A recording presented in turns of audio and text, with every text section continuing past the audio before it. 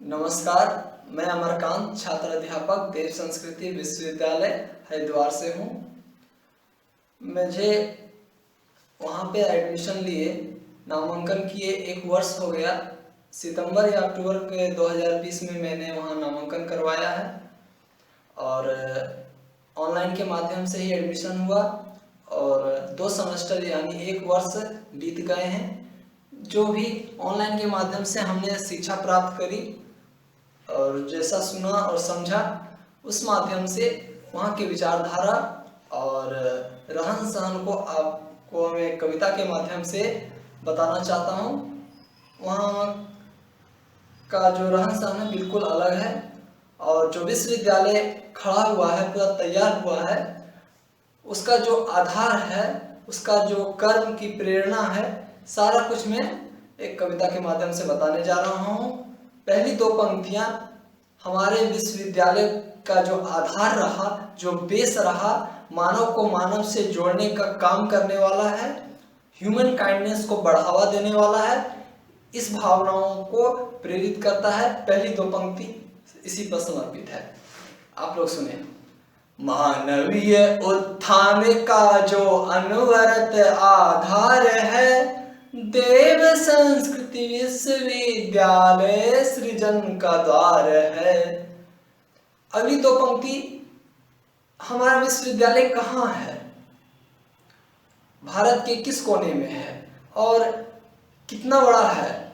17 एकड़ में बना हुआ काया है, पूरा इंफ्रास्ट्रक्चर है, लाइब्रेरी, इंफ्रास्ट्रक्चर में hostel, girls hostel, boys hostel, अलग अलग बहुत सारे अलग अलग शाखाएं हैं और ये पूरा का पूरा बाउंड्री जो है लगभग 75 एकड़ से भी अधिक है, जिसमें 17 एकड़ लगभग इसका निर्माण कार्य हुआ है और बहुत ही दिव्य वातावरण है, मनमोहक है। हिमालय की छाया इस पे पड़ती है, गंगा की गोद है, इसमें गंगा की गोद में है। तो अगली 2 पंक्ति हमारा विश्वविद्यालय कहाँ है, इसको समर्पित है। गोद गंगा की हिमालय की मिली छाया इसे, दिव्य वातावरण में पोषित मिली काया इसे। अब हम ये बताना जा रहे हैं कि जो भी विश्वविद्यालय है उसका अपना एक आदर्श होता है। जैसे हम भी अपना आदर्श मानते हैं, कोई अपने परिजन को आदर्श मान लेते हैं, कोई किसी जानवर को भी आदर्श मान सकता है और उस आदर्श का मानने का उद्देश्य यही होता है कि हम उसके जैसा बने और उसमें एक नियम होता है कि वह दोष रहित होना चाहिए। ये एक मूल्य उद्देश्य, यह एक मूल्य सूत्र होता है किसको हम आदर्श माने। तो इस विश्वविद्यालय ने भी अपना एक आदर्श माना है। तो अगली 4 पंक्तियां उस आदर्श को समर्पित। और आदर्श मानते समय भी हमें 2 बात का ध्यान रखना चाहिए। जिस प्रकार से सूर्य जितना हमारे जीवन में उपयोगी है, उसी तरह चंद्रमा का भी उतना उपयोगी है।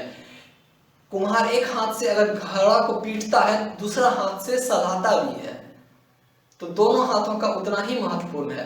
तो इस विश्वविद्यालय का भी अपना एक आदर्श है। अगली 4 पंक्तियां इस आदर्शता को समर्पित।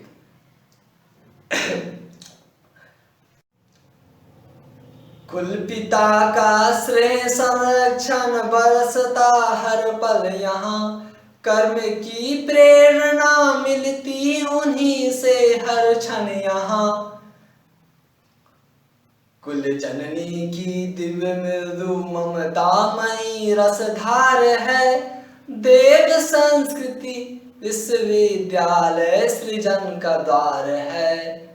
अब आइए हम बताते हैं आपको कि एक बार आदर्शता को अपना लिए, उनसे कर्म की प्रेरणा ले लिए, अब यहाँ पर जो आएंगे विद्यार्थी, टीचर, उनको भावनाओं में क्या परिवर्तन होगा, कैसा भावनाएं रहेंगी, उसके प्रति अगली 2 पंक्तियां उसके ऊपर समर्पित है। यहाँ होता प्रखरतम चेतना का जागरण, आपसी सद्भावना संवेदना का जागरण। अब क्या है कि हम अपना चेतना संवेदना को जागरण करते हैं। उसके बाद यहाँ कौन सी काम होता है। जैसे विश्वविद्यालय में पढ़ाने का जो मुख्य मार्ग है उसका उद्देश्य होता है। तो पढ़ाने से लोगों में क्या परिवर्तन आएगा, इसको एक समर्पित अगली पंक्तियां है। यहाँ होता प्रखरतम चेतना का जागरण, आपसी सद्भावना संवेदना का जागरण। यह महामानव बनाने की सुगढ़ टकसाल है, वास कर इसमें युवाओं की बदलती चाल है। फिर विश्व लगता उन्हें अपना सगा परिवार है, देव संस्कृति विश्वविद्यालय सृजन का द्वार है। जब हम किसी को अपना मान लेते हैं, एक उदाहरण के स्वरूप हम लेते हैं, अपना मानने के बाद कोई भी द्वेष कलह सब समाप्त हो जाता है, कितनों भी गलतियां हो सब खत्म हो जाती हैं, सब समझौता हो जाता है। जैसे मान लीजिए किसी सड़क पर किसी हादसे का शिकार हुआ दो व्यक्ति, अगर आपस में कोई भी संबंध नहीं है तो कोई भी एक दूसरे का ही आरोप लगाएगा, कोई भी अपना गलती स्वीकार करने को तैयार नहीं होगा। अगर मान लीजिए जब एक्सीडेंट हुआ है, दुर्घटना हुई है, उसमें दोनों आपस में संबंधित व्यक्ति ही अगर निकल जाते हैं तो होता क्या है कि अच्छा आप हैं, तो हो सकता है मदद इतना बढ़ जाए कि हॉस्पिटल तक भी ले जाए, एक दूसरे पक्ष को जो अधिक घायल हुआ है उसको भर्ती करा दिया जाए। क्यों? क्योंकि एक संबंध वहां निकल गया। बस यही एक विश्वविद्यालय करता है, जहां संबंध हो जाता है तो वहां पर द्वेष कलह की कोई संभावना ही नहीं रह जाती है। तो इसी भावनाओं को हम भी अपने अंदर लाने के लिए, विश्वविद्यालय का दर्शन प्राप्त करने के लिए, वहाँ के वातावरण में ढलने के लिए, अब तक हमने जो सुना अब उसको देखना चाहते हैं, उसको आत्मसात करना चाहते हैं, वहाँ के वातावरण, वहाँ के दिनचर्या को अपने दिनचर्या में ढालना चाहते हैं। गोद गंगा कैसी होती है, हिमालय की छाया का अनुभव कैसा होता है, ये भी हम एहसास करना चाहते हैं। अब हमारे हाथ में केवल और केवल सिर्फ 1 साल बचा हुआ है इसको एहसास करने के लिए, वहाँ के दिनचर्या में ढलने के लिए। हम भी अपने अंदर आत्माओं को, अपनी संवेदनाओं को बदलना चाहते हैं, अपना चाल बदलना चाहते हैं, विश्व को अपना सगा परिवार मानना चाहते हैं। एक बार वहां पर रह के अपने अंदर आत्माओं को कैसे हम बदल सकते हैं, कैसे वहां का जो प्रेरणा है उस प्रेरणा को अपने प्रेरणा से जोड़ सकते हैं, इसका अवसर मिले।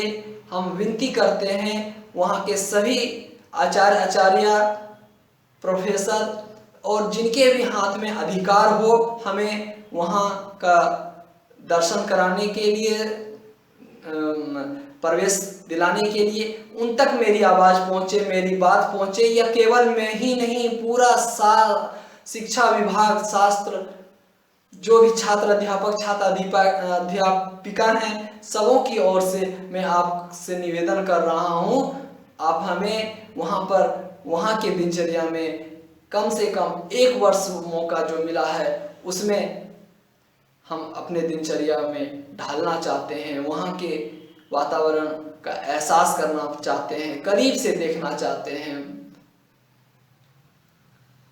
आप सबसे निवेदन है, विशेष करके कुलपति महोदय, कुलाधिपति महोदय, सब तक मेरी आवाज़ पहुँचे, जो पहुँचा सकते हैं कृपया पहुँचाएं। गुरु गुरु मैं करूं पुकारा, गुरु गुरु मैं करूं पुकारा, चिन्मय साहब सुनो हमारा। गुरु गुरु मैं करूं पुकारा, चिन्मय साहब सुनो हमारा। अपनी विरद प्रभु आप संहारो, अपनी विरद प्रभु आप संहारो। हम निज रहिन पार उतारो प्रभु, अपनी मुझ निर्पार उतारो। बहुत बहुत धन्यवाद। जय हिंद, जय भारत।